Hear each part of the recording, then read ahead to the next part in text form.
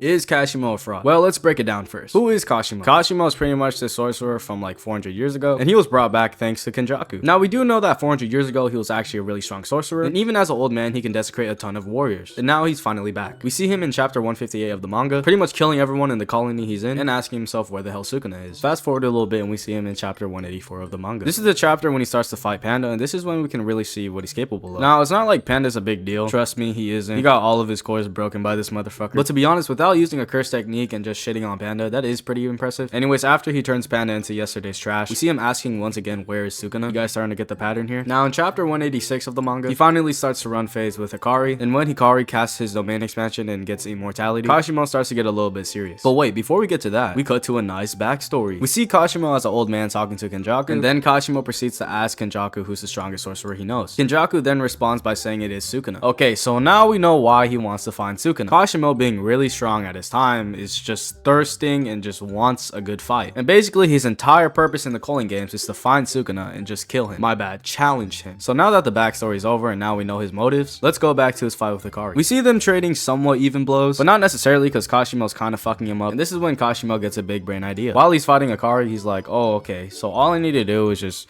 channel a single burst of my lightning and pinpoint it and just shoot it at Hikari's head.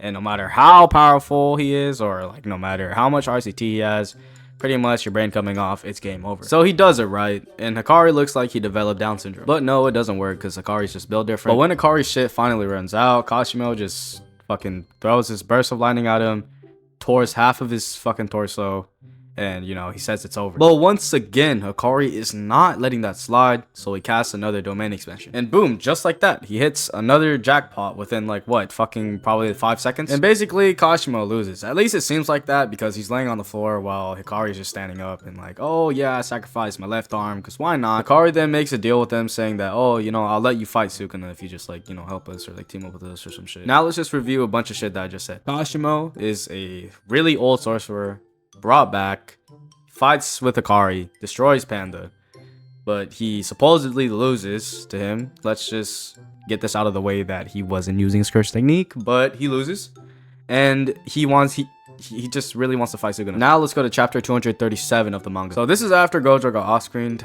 Oh my god, fucking kill me. And Sukuna's just sitting there. And Kashimo just sees this as opportunity, like, oh shit, you know, Gojo just got fucking no-diffed, you know, it's my time. And he just fucking rushes to the battlefield. They start to trade blows, and Kashimo finally uses his curse technique. He uses his curse technique, Mythic Beast Amber. And I'm just gonna read this shit straight out the manga. Basically, it says, it transforms Kashimo's body, rendering any phenomena that can be created by electricity, and it's just, you know, crazy. And when Sukuna transforms into his true form, Kashimo's like, oh, like he starts fanboying and shit, like, oh, I can't believe Sukuna's so beautiful, like I'm actually witnessing it. And you know, he's finally getting the fight of his life, I get it, but like, come on, man. And let me just sum it up for you. You know, they're trading blows once again, and like they're like doing hits and shit, but obviously Kashimo's just outmatched, as you can see. And then Sukuna just uses this big ass fucking dismantle or cleave, I don't know which one it is, but he just uses it, and he just like, damn, it just fucks up, like it pretty much just kills him. Disregarding the fact that Kashimo's curse technique is pretty much crumbling him anyways, he still gets no diff. So is Kashimo a fraud? Not necessarily, but in some ways he kind of is. Think about it like this. After being told that Sukuna is the strongest sorcerer that Kenjaku ever like witnessed, like after that he just